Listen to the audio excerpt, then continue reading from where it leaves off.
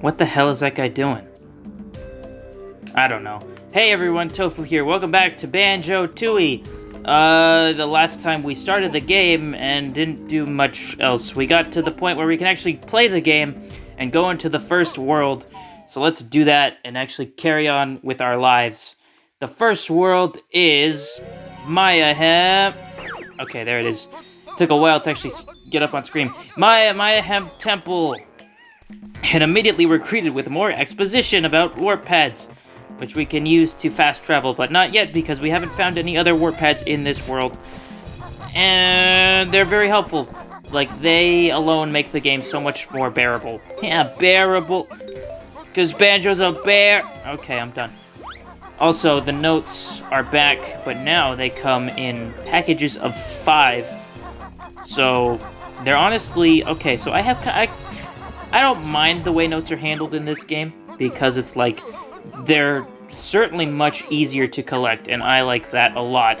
But I think one of the cool things about the notes in the first game is that they were kind of planted around the level in a way that was meant to guide you throughout all the different locations. But they're not really like that in this game.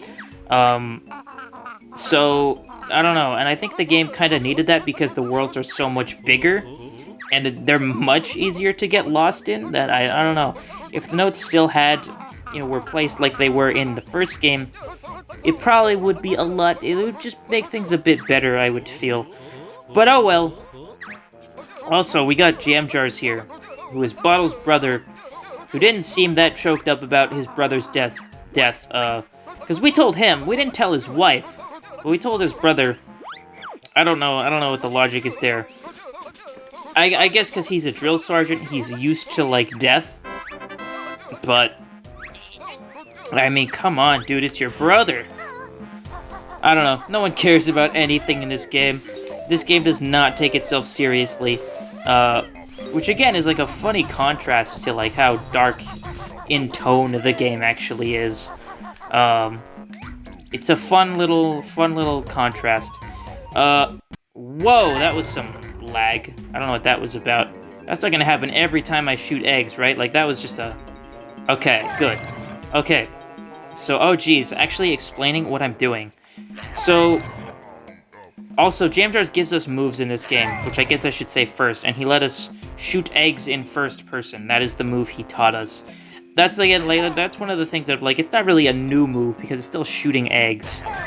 We can just do it in a slightly different way now. That's kind of like, they do that a few times in the game where they're like, here's something you could already do, but slightly differently. So that's cool.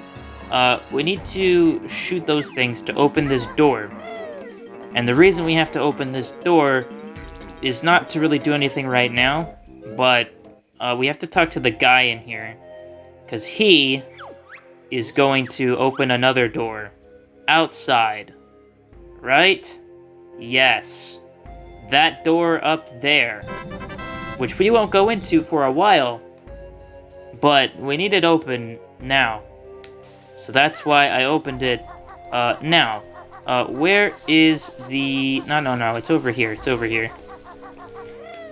There's a honeycomb piece, which will... Okay, Jam Jars is... Never mind. He was going to explain it, but I cut him off with the with the transition there.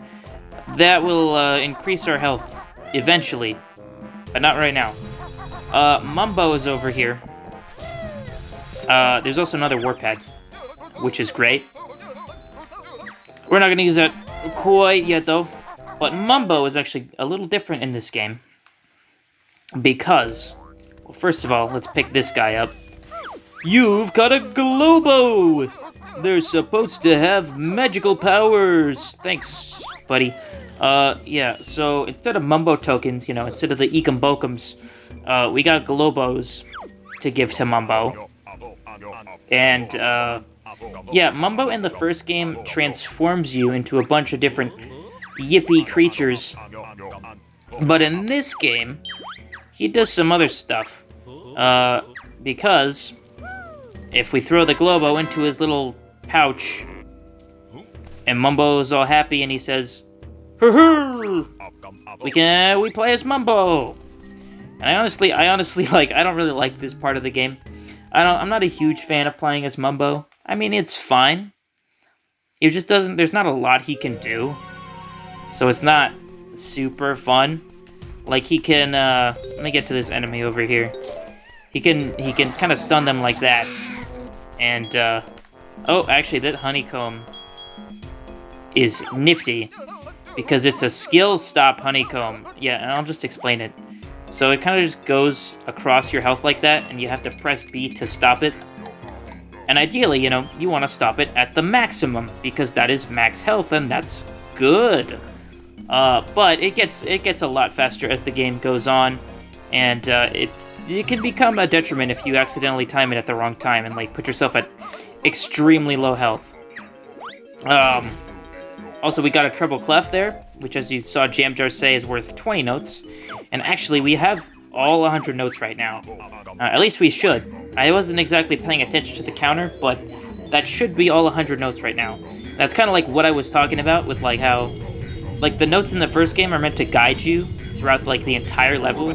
So, like, when you get all 100 notes in the first game, like, you're pretty close to being done with the level. Like, you've pretty much seen everything at that point, but, like, we've barely scratched the surface with Mayhem Temple so far. Also, this is probably really confusing out of context. Also, geez, don't go that way. You stupid butt. God, I hope I have time for everything now. But yeah, Mumbo in this game, he performs a variety of different spells, which have extremely different what the hell did I just say? Acras? I was trying to say effects. I don't know how that came out. But like, yeah, in this world, he summons the Golden Goliath statue, which is basically just a transformation. I guess it's just kind of like to ease you into the new way that Mumbo works in this game by still having it be kind of familiar. But we need to go around with this guy and kick a bunch of stuff. But we only have a limited time to do so. And I kind of messed up at the beginning because I went the wrong way at first. And, you know, the time is not that strict here. But it's pretty tight. Oh god, I don't know if I'm going to make this. I can obviously get this jiggy. But I need to go over here. Oh, this is going to be close. This is going to be close. Oh, jeez. 5, 4... No! Kick that. Damn it.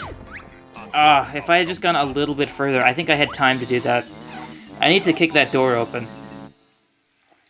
To be fair, I don't actually, like, need to do that, because there's no actual collectible in there that I need, but it is helpful to go in there. Later. Not right now. We won't need to go in there for a bit. But it is good to kick that door open now. Because, yeah, you'll need to go in there. Well, no, like I said, you don't need to, but it's helpful. You know, I'll just tell you. I don't care about being secretive about this, like, 20-year-old game. That is the code chamber. Oh, also, you're supposed to, like, get an ability to get this guy later, but you can just kick your foot as this guy and get him like that. I learned that from Lucajin, who figured that out playing this game for her first time. Absolutely crazy. I don't know if that's, like, actually faster, like, in 100% speedrun, because I don't know if they would get that. I don't know if they get that Jinjo or not in the, in just the any percent speedrun, because, oh god, the any percent speedrun for this game is very weird, because it's like, wait, actually, can I get this warp pad with this guy? I can! Wow. That's actually really cool. I mean, it makes sense. I just never thought to do that. But yeah, the Jinjo kick thing, like, I just really hope that's actually faster in some route, because that just is so cool that, like, Lucajin found that. I mean, I'm sure someone might have found that before, but I don't care. I'll credit her anyway because I love her. She's the best. Subscribe to Lucajin, by the way, because she's awesome, and she's a better Let's Player than me. Okay. Don't self-deprecate, Tofu. That won't make people like you.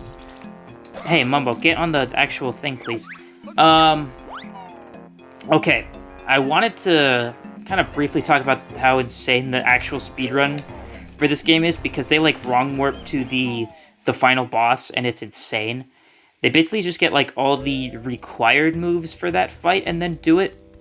And I mean, I don't know if you actually need Jinjos for that. I mean, like, okay, so I didn't really actually explain Jinjos last time, other than calling them racist because they, you know, are separated by color. But, like, okay, the way Jinjos... I'm trying to explain so many things to this, I'm so sorry. The way that Jinjos work, actually, don't go there yet. The way Jinjos worked in the first game is that there were 5 Jinjos in every world, and if you collect all 5 of them, you get a Jiggy for that world. In this game, though, there are still 5 Jinjos in every world.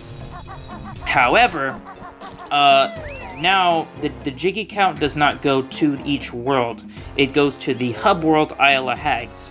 And you don't get one for every 5 you get. You instead get one for every color family of Jinjo that you complete. And every Jinjo family has a different amount in them. The white one only has 1, which is kind of funny. And it just kind of goes in increments, like white has 1, something, I don't know the exact colors. Another one has 2, 3, 4, 5, 6, 7, 8, all the way to 9. So that's how they work. You have to get all of the Jinjos in a family to get a Jiggy, and yeah. So, but the thing about the Jinjos, where am I going, by the way? Not that way. I want to go back over here. So the thing about the Jinjos is that they're random per save file. There's a little things like that. Actually, I think it might just be. Well, no, there's more. There's a few more things like that besides just the Jinjos and Klungo's potions, as we saw in the first episode. Yeah, the colors that you find in every world are random. So, like, that guy, I think he was orange. Was that an orange one? Actually, let me check my Jinjo count, because that'll show you how many members are in. Oh, never mind. It doesn't actually show the ones that you don't have yet. But yeah. So, yeah. The one up there could have been a different color, depending on just, I don't know, some sort of random seed that is generated at the beginning of every playthrough. So speedrunners try to, like, manipulate that RNG to, actually, don't go in there yet. Well, I guess it doesn't matter. I can go in here now. Speaking of racism, yeah, that was not okay. But, yeah, it's Humba Wumba, and, oh shit, I don't have a Globo? Alright, it's outside her house. I forgot. But yeah, she is the one that actually takes care of the transformations in this game. Whereas Mumbo is now just kind of doing his own thing with all the different spells and whatnot. And honestly, I really like a lot of her transformations in this game. I don't think they're really as memorable as they were in the first game. Because they're not really, like, animals anymore. But they have a lot more, like, depth to them. And they're a lot more fun to play around with. So, there's, like, pros and cons to it, I guess. But I don't mind them. And I like a lot of them more than I like the transformations in the first game. But we got Stony Banjo here, and he is not super exciting. Probably one of the least exciting transformations in this game. But, like, yeah. You can really just kind of just slide like that, and that's about it. Ow! It is an upgrade from a lot of the other transformations. Oh my god. In the first game, though, because only one of those transformations can actually... Jesus Christ, what the fuck? Can you die, please? What the hell? God. What is that guy's problem? Yeah, all the transformations in this game actually have an attack they can use to defend themselves. which is really nice, because that was, like, barely a thing in the first game. Anyway, geez, I still haven't explained the Jinjo speedrun stuff that I was trying to say. Okay, so, like, ideally, right, they want to collect the Jinjos in a speedrun, with, like, speaking of Jinjos, I totally forgot to get I forgot to get to get a Jinjo, which is down here in the water. I completely forgot to get that guy. I usually get him as soon as I get in the world, but I was distracted by something. Yeah. And I'm getting distracted again by not explaining the thing I want to. So yeah, speedrunners, of course, want to get as many Jiggies as they can very quickly, and the easiest way to sort of manipulate that, if you can, is to get, you know, the right Jinjos. Like, get you want to complete Jinjo families as fast as possible. Actually, don't go up there yet. Go over here, because it will be a bit more convenient to do so. Because we're gonna find a warp pad in here, and then we can warp to that other place which we opened up. Please do not die. Jesus Christ, dude. That... oh my god, I should go over here. Yes, please get that. This has a lot of health. Are you kidding me? Okay, you just can't break it from the side. I was like, can Stony Banjo not break those things? What? Ugh.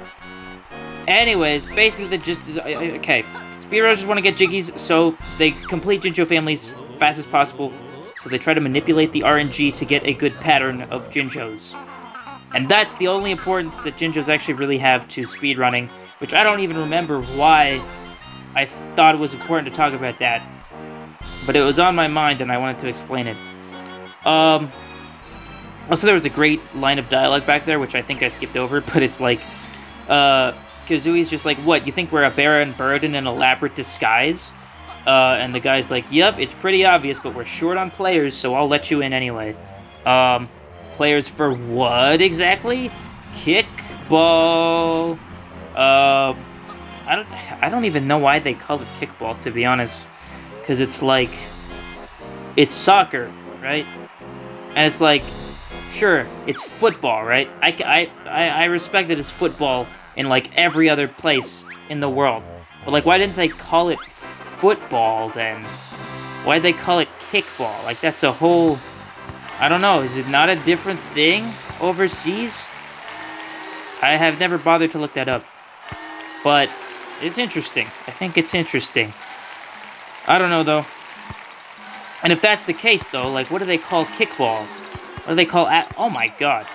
You butt. What do they call actual kickball? Well, not actual kickball. Maybe actual kickball to me is not actual kickball.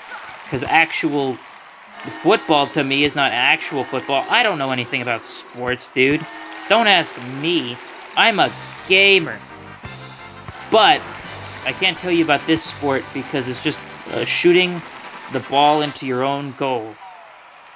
And you just gotta beat the other guys. Which is not super hard. It's pretty easy, actually. So, yeah. We've got to do it 3 times. Because once was not enough. Banjo-Tooie loves its mini-games. as you will see as this playthrough continues. They're going to put us in a ton of mini-games. There's some variety to them. Like, this is probably a unique one. Now we've got the red balls here, which will detract points. So I should actually shoot that in not my goal, because that would be bad. I don't actually have that many points right now. Jeez. Okay, let me shoot in this guy's. Get rid of some of his points. Okay, there we go. Now we're cooking. Uh-oh. I didn't like that. Did they shoot oh, they shot a yellow one into my goal. Alright, well that's fine with me. Oh god, these guys are gonna be butts. Get one last minute shot. There we go. That didn't even really matter. Was I talking about something? Sorry, I forget. My brain doesn't work. Like, ever. I mean, hopefully you know that by now. Like, if you're watching this, I have to assume that you just watch everything I put out. Because this is not, like, the highest quality form of content that I put out at all. So one, thank you. for putting up with me. But, like, yeah, if that's you, you have to know by now that, like, my brain is weird and I just kind of say what comes to my mind without thinking about it. I don't know. I don't know what it was. I was talking about kickball. Alright, bombs. They have bombs now. I guess I can... Oh, nope, that didn't work. Bombs will just kind of stun people. So, like, that's probably gonna hit me. Yeah, I was too close. But I stunned them, too, so that's fine. They don't actually have anything to do with points. Like, nothing happens if you shoot it into a goal. Let me see if I can get these guys from a distance. Nope! I was still too close. Give me that, though. You can punch these guys to steal the ball. Oh, I don't want that. Did I lose? I did. You butts. I was trying to shoot a red one in at the end. It wouldn't have mattered because it would only bring him down to 7. But they were just completely blocking the goal either way. Yeah, okay. So honestly, my advice is to ignore the bombs. I really just kind of wanted to show them off because, I don't know. I said I was going to... Oh, wow. That one ball, like, spawned on top of the other one. Oh, no, I accidentally kicked that into that guy's goal. It's okay. But yeah, literally just ignore the bombs. The bombs are not helpful. Most of the time, they're just going to run into them on their own. And, yeah, like that. They've done it twice now. And they just... Oh, God. Did I steal that? What? The shading on that is so weird right now. I can't even tell what that is. Well, I'm absolutely destroying them. See, that's fine. Oh, God. Give me this. And there we go. Okay. I did it. I have gotten a Jiggy now. It'll spawn, like, right here. Oh, Oh, no, I did. It did spawn on top of me. Good. That is good time save for the speed run that I'm totally doing here. What do I want to do now? I want to go here, I'm pretty sure. Because, yeah, there's a warp pattern here that we didn't have before, but now that we have it, we can use it, and we can go to this place. Lickety-split. Don't get hit by these guys anymore. I don't know what's been going on. What we need to do with Stony Banjo here is we need to talk to these guys. Because we can't understand them as just normal Banjo and Kazooie. Sun must rise before the moon and a star. Second moon and a second sun will follow. Reading that out loud did not register in my brain. Sun, moon, star, moon, sun. Sun, moon, star, moon, sun. Okay. It's like a palindrome pattern. Yeah. So that's another, like, one of those things that, like... There's, like I said, there's a lot of little things that just kind of change, between save files. And this, like, pattern to open this is different, every time. That's a really cool pattern, though, because you could just walk across it like that. And there's a little mouse in there or something. But we don't actually need to talk to her right now. So I'm not going to. That should be everything with Stony Banjo, though. I got the honeycomb, right? Yeah, I definitely got the honeycomb. So I think we're done with them for now. So let's go back to regular Banjo and Kazooie, because there's still a bit more to do here. We are coming up on another 30 minutes for this episode. Not quite, like, for you, because, I don't know, the last one I think was like 33 minutes or something like that. And we're at like 57 minutes now. This is the same session. So, like, I don't know exactly how long this specific episode has been recording for. But it's getting close, so I might wrap things up soon. I was kind of hoping I could finish this entire world in one episode. But I don't think so. By the way, here's the door I opened that I was so concerned about opening. I don't even need to go in here right now, because there's nothing to do in here. This is where we will input codes later. I can't remember if I actually explained that. I don't think I did. I don't think I actually explained that. I think I was starting to, but I don't think I did. Well, those are cheat codes. They're not really, like, actual cheat codes. I mean, there are actual cheat codes you can put in, but those are kind of for, like, upgrades later, which I will want to get. This Jiggy right here, we gotta sort of sneak up on this guy. Because you can, if you tilt the control stick ever so slightly, which is hard to do on a GameCube controller. It's much easier on an actual N64 controller, which I am not using right now. Oh, jeez. Yeah, Banjo just moves extremely quickly. Like, I need you to tiptoe, buddy. I need you to tiptoe. Yes, like that. See, but it's not consistent. It's not as consistent as it would be on an actual N64 controller. Like, come on. Tiptoe. Tiptoe. I'm trying to tilt it ever so slightly. Yeah, look at that. It does not register at all. Okay, but that's fine for this one. Because I'm pretty sure we can just make this... hold up. Get back up there. I'm pretty sure, I've done this a few times, if you just talent trot, get as close as you can without waking the guy up. Just jump like that. Easy. But yeah, if you have an actual N64 controller though, you should tiptoe for that because, ow, I don't know. Well, I mean, it's just easier to get it like that, but there's not a ton of instances in this game where you have to tiptoe. Actually, I think they're only in this world. But yeah, like, if you can practice it with that little area there, you probably should. But it is fun to just kind of get it like that. Which, yeah, I did because I didn't want to mess with my GameCube controller more than I already have. Oh jeez. What do I want to do? What do I want to do right now? I guess I'll hit that guy. Do I need this? Not really. We'll go back outside for now. Jeez, I am starting to, like, lose my train of thought of what I am supposed to do in this world. I swear, I know this game, guys, is just stressful while commentating. I want to go up here because there are things to do up here. Also, I don't think I ever talked about it, but the move that Jam Jars gave me in there while I was talking about Jinjos and with speedruns and whatnot was Grip Grab, and that is the ability to grab onto ledges, which you would think is like a default ability, but it was not in the first game at all. So, again, that's sort of them, like, cheating to give you new moves. It's like, you could have just told me I could do that. Like, that's just a new feature. But nope, they had to give it to you like it's an actual upgrade.